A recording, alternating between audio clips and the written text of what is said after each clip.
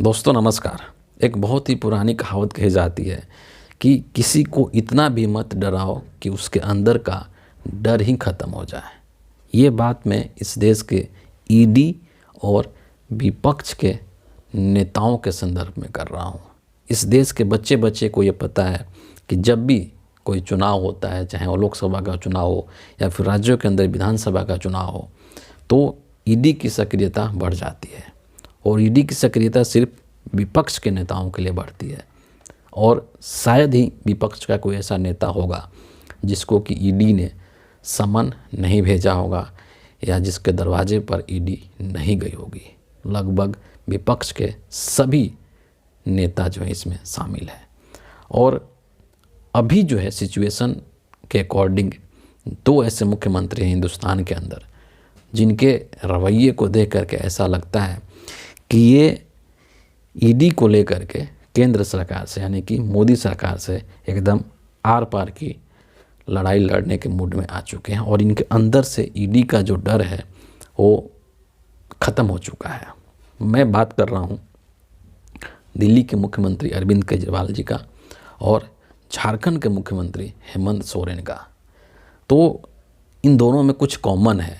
जो जिस तरीके की चीज़ें घटित हो रही हैं तो हम एक एक करके दोनों जो केसेस हैं उसको हम लोग डिस्कस करेंगे। सबसे पहले झारखंड के मुख्यमंत्री हेमंत सोरेन के बारे में अगर बात करें तो आपको शायद यकीन नहीं होगा, लेकिन झारखंड के मुख्यमंत्री को ईडी ने 1-2 नहीं बल्कि 7 पूरे 7 समन भेजे हैं। और जो 7वां समन था वो अभी हाल ही में 29 दिसंबर को भेजा गया था। लेकिन इसके बावजूद भी हेमंत सोरेन टस से मस नहीं हुए हैं, हिले नहीं हैं। और जिस तरीके से उन्होंने पिछले 6 समन को छोड़ दिया, रिजेक्ट कर दिया, कोई जवाब ही नहीं दिया, वही रवैया उनका 7वें समन को लेकर के भी था। और इनके ऊपर जो मामला अगर है तो बहुत, अगर देखा जाए तो बहुत छोटा सा मामला है। ज़मीन के छोटे से टुकड़े को लेकर के जांच चल रही है कि उसमें घोटाला किया है उसके खरीद फरोख्त में, और उसी से कनेक्ट कर दिया गया है मनी लॉन्ड्रिंग के केस को। तो इसी चीज़ की जांच करने के लिए ईडी उनको पिछले 2-3 महीने के अंदर अंदर 7 समन भेज चुकी है ईडी। और 7 समन को लेकर के हेमंत सोरेन ने कुछ नहीं किया है।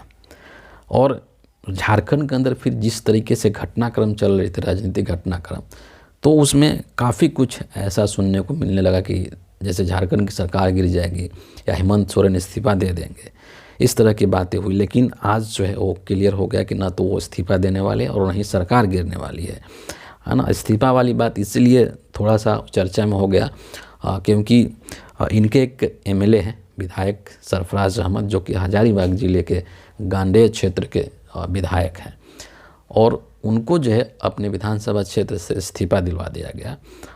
और जब उनको इस्तीफ़ा दिलवाया गया तो ये कयास बहुत तेज़ हो गया कि हेमंत सोरेन इस्तीफ़ा दे देंगे और इस्तीफ़ा दे करके अपनी पत्नी जो कल्पना सोरेन है उनको मुख्यमंत्री बनाएंगे। और उनको मुख्यमंत्री बनाने के लिए ये जो है ये विधानसभा का जो सीट है उसको सरफराज अहमद का उसको इस्तीफ़ा दिलवाया गया है, क्योंकि संविधान में ऐसा प्रावधान है कि आप मुख्यमंत्री तो बन जाएंगे लेकिन मुख्यमंत्री बनने के 6 महीने के अंदर अंदर आपको विधानसभा का सदस्य होना पड़ेगा, विधानसभा की सदस्यता ग्रहण करनी पड़ेगी। तो उसके लिए आपको चुनाव जीतना पड़ेगा किसी सीट से, तभी आप जो है बन सकते हैं सदस्य। तो इसीलिए ये कहा जाने लगा कि इसीलिए सरफराज अहमद को इस्तीफ़ा दिलवाई गई है उस विधानसभा सीट से, ताकि वहाँ से कल्पना सोरेन को चुनाव लड़ा करके और विधायक बनाया जा सके। लेकिन इस कयास को हेमंत सोरेन ने आज खारिज कर दिया, बोला कि ऐसी कोई बात नहीं है और मैं इस्तीफ़ा नहीं देने जा रहा हूं। और हेमंत सोरेन जो हैं वो आदिवासी समुदाय के मुख्यमंत्री हैं, आप सबको पता है। और उन्होंने झारखंड के अंदर जो आदिवासी समुदाय है उसको कन्विंस कर लिया है, इस बात से कन्विंस कर लिया है कि मैं निर्दोष हूं और केंद्र की मोदी सरकार अपने राजनीतिक महत्वाकांक्षा के लिए, अपने राजनीतिक लाभ के लिए, अपने राजनीतिक हित साधने के लिए मुझे परेशान कर रही है। और ये बात जो है वो कहीं ना कहीं वहाँ के लोगों के दिलो दिमाग में ये बात चली गई है। वो इस चीज़ को लेकर के संतुष्ट हो चुके हैं कि नहीं, हमारा मुख्यमंत्री जो वो ईमानदार है, उसने कोई भी करप्शन नहीं किया है ज़मीन से संबंधित या मनी लॉन्ड्रिंग को लेकर के। और इसीलिए जनता की जो झारखंड के जो लोग हैं, वहाँ के जो वोटर्स हैं, उनकी जो सिंपैथी है वो कहीं ना कहीं हेमंत सोरेन के साथ बनी हुई है। और इस मामले में हेमंत सोरेन का यहाँ पर जो पलड़ा है वो भारी है।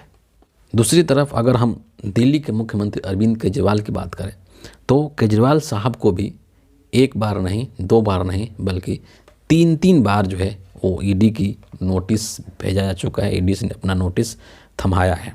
सबसे पहले इनको 2 नवंबर को पहला इनको नोटिस दिया गया था। दूसरा इनको नोटिस जो वो 21 दिसंबर को दिया गया, 21 दिसंबर को दिया गया था। और तीसरा जो नोटिस है वो अभी हाल ही में दिया गया था, और जिसके अनुसार उनको 3 जनवरी को ईडी के सामने पेश होना था। लेकिन इस तीनों ही नोटिस का इन्होंने कोई जवाब नहीं दिया और ये मना कर दिया कि हम ईडी के सामने पेश नहीं होंगे। और इनके ऊपर अगर बात किया जाए कि इनके ऊपर क्या चार्ज है या क्या मामला है, तो आप सबको पता होगा कि दिल्ली आबकारी नीति जो है, शराब नीति, उसी चीज़ को लेकर के उसमें पैसे की हेरा फेरी, मनी लॉन्ड्रिंग और उसमें भ्रष्टाचार वगैरह वगैरह, इन सभी चीज़ों को लेकर के और ईडी इनको तलब करना चाहती है, इनसे पूछताछ करना चाहती है। लेकिन इस चीज़ से बिल्कुल ईडी के सामने जाने से इन्होंने मना कर दिया है। और मना करने के बाद इनकी तरफ से जो आम आदमी पार्टी है, उनकी तरफ से एक ट्वीट किया गया है। आज 3 जनवरी को उनको ट्वीट किया गया और इस ट्वीट में ये लोग लिखते हैं कि दिल्ली के मुख्यमंत्री अरविंद केजरीवाल जी को फिर से ईडी ने समन किया है। हैरानी की बात है कि बार बार पूछने पर भी ये नहीं बताया कि किस हैसियत में बुला रहे हैं। ना वो गवाह हैं, ना वो अभियुक्त हैं। ये ठीक लोकसभा चुनाव से पहले हो रहा है। टाइमिंग पर सवाल उठ रहे हैं। मंशा ये है कि अरविंद केजरीवाल को लोकसभा चुनाव की कैंपेनिंग पर ना जाने दिया जाए। जब 1.5 साल से इन्वेस्टिगेशन चल रही है, चार्जशीट दाखिल हो चुकी है, तो केजरीवाल जी को अब समन करने का क्या मतलब है। और आम आदमी पार्टी ने ये भी आरोप लगाया है कि ईडी का ये जो समन है ये अवैध है, गैर कानूनी है। केजरीवाल जी जांच में सहयोग के लिए पूरी तरीके से तैयार हैं, लेकिन ये समन ही गलत है, अवैध है। तो अब आप समझिए यहाँ पर कि इन दोनों स्टेट के मुख्यमंत्री का ये सिचुएशन था, ये केस था। और दोनों ही चीज़ों में एक कॉमन है कि दोनों जो मुख्यमंत्री हैं वो एक तरीके से ईडी को चैलेंज कर रहे हैं, एक तरीके से नरेंद्र मोदी को चैलेंज कर रहे हैं कि आप चाहें 10 नोटिस भेज दीजिए, हम ईडी के सामने नहीं जाएंगे, हम ईडी के सामने पेश नहीं होंगे, उसके सवालों का जवाब हम नहीं देंगे, क्योंकि वो तरीका गलत है। अब जो है, चूँकि ईडी के समक्ष क्या विकल्प है, ईडी के पास शक्ति है, पावर है कि वो चाहे तो कानूनी कार्रवाई करके और इन दोनों को गिरफ्तार कर सकती है, और गिरफ्तार करने के बाद जेल भी भेज सकती है। लेकिन अभी तक एक को 7 भेजा गया नोटिस, दूसरे को 3 नोटिस भेजा गया, लेकिन अभी तक ईडी जो है इनको गिरफ्तार नहीं कर पाई है। इसके पीछे एक बहुत बड़ा वजह ये हो सकता है कि जो कार्य प्रणाली है, जो काम करने का तरीका है ईडी का, ये बात अब पब्लिक डोमेन में ये जा चुका है कि केंद्र की मोदी सरकार ये जो जांच एजेंसियां हैं इनका इस्तेमाल अपने राजनीतिक हित के लिए करती है। कोई विपक्ष का नेता अगर वो ईमानदार भी है तो उसकी नकली फर्जी फाइल तैयार करके और उसके घर पे ईडी का नोटिस भिजवा दिया जाता है ताकि उसको परेशान किया जा सके। और अभी का जो सिचुएशन है ये चुनाव का समय है, और बड़े चुनाव का समय है, यानी कि लोकसभा 2024 के चुनाव का समय है। और ये जो दोनों दल है, इधर केजरीवाल साहब और उधर हेमंत सोरेन साहब, ये जो दोनों हैं वो इंडिया अलायंस के हिस्सा हैं। तो कहीं ना कहीं ये भी चाल है कि इनको डरा करके, ईडी की धमकी दे करके इनको इंडिया अलायंस से बाहर कर दिया जाए। और यही वजह है कि ये जो दोनों नेता हैं वो अपने जिद पर अड़े हुए हैं, क्योंकि इनको पता है कि अगर ये ईडी हमें गिरफ्तार भी कर लेती है या हमें जेल भी डाल देती है तो उस चीज़ का कहीं ना कहीं हमें जो जनता का सिंपैथी है वो हमें मिलेगा।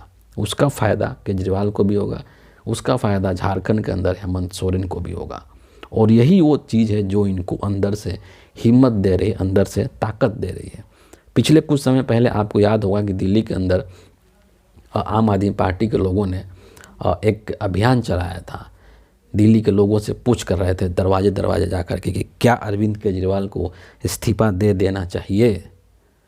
तो वहाँ पर जो चीज़ें निकल कर के आई उसमें ये कहा गया कि नहीं, अरविंद केजरीवाल को इस्तीफ़ा बिल्कुल भी नहीं देना चाहिए। अगर मोदी इसको जेल में लेकर के जाता है तो जाने दो, वहीं से सरकार चलाएंगे। और कमोबेश ऐसी ही स्थिति झारखंड के अंदर भी है, जहाँ पर उनके सभी जो एमएलए हैं, जो विधायक हैं, उन्होंने एक मत से कहा कि नहीं, आपको इस्तीफ़ा नहीं देना चाहिए। तो ये इसको बोलते हैं कि ये नैतिक बल है ना, जो कि इन दोनों नेताओं के पास है कि तुम अगर ये सोचते हो कि ईडी का डर दिखा करके हम इन्हें तोड़ लेंगे या इनको कुछ नुकसान पहुंचा देंगे, तो हमें उस चीज़ का बिल्कुल भी डर नहीं है, क्योंकि जनता हमारे साथ खड़ी है। और यही एक वो पॉइंट ऐसा लगता है जिसको कि ले करके शायद थोड़ी सी हिचक है ईडी के मन में। ईडी के मन में क्या कहेंगे, मतलब नरेंद्र मोदी के मन में थोड़ी सी हिचक है कि कहीं ऐसा ना हो कि ये दाव जो है मैं इनको जेल में डालूंगा कि मुझे लाभ हो, लेकिन कहीं ऐसा ना हो कि ये दाव मेरा उल्टा पड़ जाए और मुझे लाभ होने के बजाय इन दोनों को, अरविंद केजरीवाल को और हेमंत सोरेन को लाभ हो जाए। यही वो चीज़ है। और इसीलिए जो ईडी जो है अभी तक कितना इंतज़ार कर रही है और पसोपेश में है कि क्या किया जाए।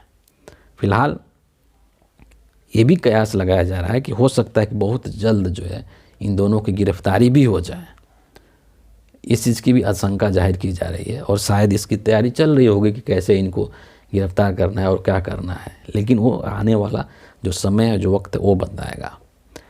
फिलहाल इस वीडियो के लिए इतना ही है। आप लोग जो इस मुद्दे को लेकर के, इस इशूज़ को लेकर के क्या सोचते हैं, क्या आपकी राय है, वो ज़रूर हमसे शेयर करें कमेंट के माध्यम से। बहुत बहुत धन्यवाद।